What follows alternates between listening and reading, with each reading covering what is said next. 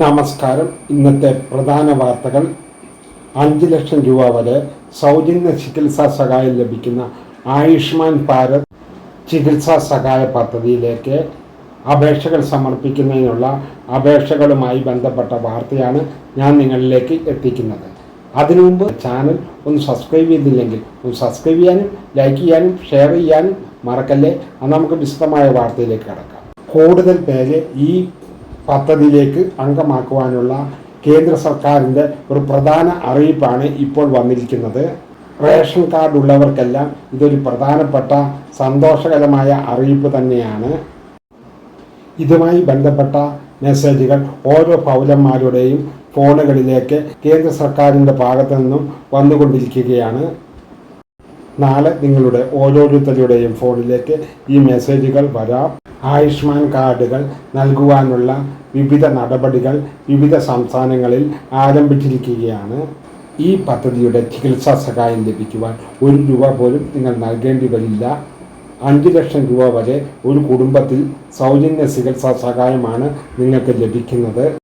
40% അംഗങ്ങൾ മാത്രമേ ഈ പദ്ധതിയിൽ ഇപ്പോൾ അംഗങ്ങളായിട്ടുള്ളൂ. സാമ്പത്തികമായി ദുർബലരായിട്ടുള്ളവർക്ക് അടിസ്ഥാന ആരോഗ്യ സൗകര്യം മെച്ചപ്പെടുത്തുന്നതിന് കേന്ദ്ര സർക്കാർ കൊണ്ടുവന്നിരിക്കുന്ന ഒരു പദ്ധതിയാണ് ആയുഷ്മാൻ ഭാരത്. ഈ പദ്ധതിയിലൂടെ ഒരുപാട് നേട്ടങ്ങളും ആനുകൂല്യങ്ങളും ജനങ്ങൾക്ക് ലഭിച്ചുകൊണ്ടിരിക്കുകയാണ്. ഈ പദ്ധതിയിൽ ചില മാറ്റങ്ങളൊക്കെ സർക്കാർ വരുത്തിയിട്ടുണ്ട്. ഇതിൻ്റെ പേര് തന്നെ ഇപ്പോൾ മാറ്റിയിരിക്കുകയാണ്. സംസ്ഥാനങ്ങൾക്ക് കേന്ദ്രവുമായി സഹകരിക്കാൻ കഴിയുന്ന രീതിയിലാണ് പേര് മാറ്റിയിരിക്കുന്നത്. ഇത് പ്രകാരം ഏകീകൃത കാർഡ് നൽകാനുള്ള പദ്ധതിയാണ് കേന്ദ്ര സർക്കാർ ആവിഷ്കരിച്ചിരിക്കുന്നത്. ഇനി പൊതുവായിട്ടുള്ള പേര് ആയുഷ്മാൻ കാർഡ് എന്നാണ്. ഇപ്പോൾ ആയുഷ്മാൻ കാർഡിൻ്റെ ലോഗോയും മാറിയിട്ടുണ്ട്. ഇനി സംസ്ഥാന സർക്കാരിൻ്റെ കൂടെ ലോഗോ ഈ കാർഡിൽ ഉണ്ടാകും. ഈ പദ്ധതിയിൽ ചേർക്കുവാനുള്ള നടപടികളാണ് ആദ്യഘട്ടത്തിൽ നടക്കുവാൻ പോകുന്നത്.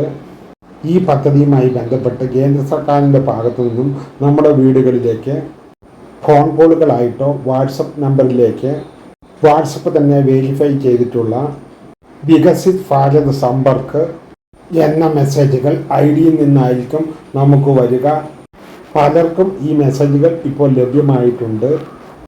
വ്യാജ മെസ്സേജുകൾ ആണെന്ന് ആരും തെറ്റിദ്ധരിക്കേണ്ട.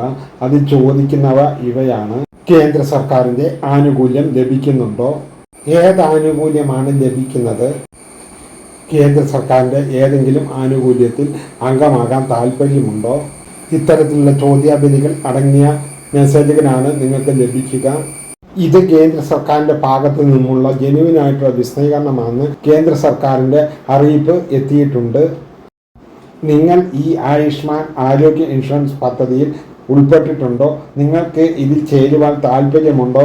എന്നിവ ഈ മെസ്സേജിലൂടെ ചോദിക്കുന്നുണ്ട്. താല്പര്യം ഉണ്ട് എന്നാണ് പറയേണ്ടത്. നമ്മുടെ മേൽവിലാസം ഉൾപ്പെടെയുള്ള കാര്യങ്ങൾ ഇതിൽ ചോദിക്കുന്നുണ്ട്. താലൂക്ക്, പഞ്ചായത്ത്, ബ്ലോക്ക് എന്നീ കാര്യങ്ങൾ ഉൾപ്പെടുന്ന മേൽവിലാസം നിങ്ങൾ കൃത്യമായി അവിടെ നൽകേണ്ടതും ഉണ്ട്. ബന്ധപ്പെട്ട വകുപ്പ് അധികാരികളുമായിട്ട് നമ്മൾ ഈ കാര്യങ്ങൾ കൃത്യമായി പങ്കിടുമെന്നാണ് ഈ അറിയിപ്പിലൂടെ അറിയിക്കുന്നത്. റേഷൻ കാർഡ് അടിസ്ഥാനമാക്കിയുള്ള തിരഞ്ഞെടുപ്പ് രീതിയാണ് കേന്ദ്ര സർക്കാർ ഇതിലൂടെ പരിഗണിക്കുന്നത്. ഓൺലൈൻ പോർട്ടലിലൂടെ ആയിരിക്കും ഇതിൻ്റെ അപേക്ഷകൾ സ്വീകരിക്കുക.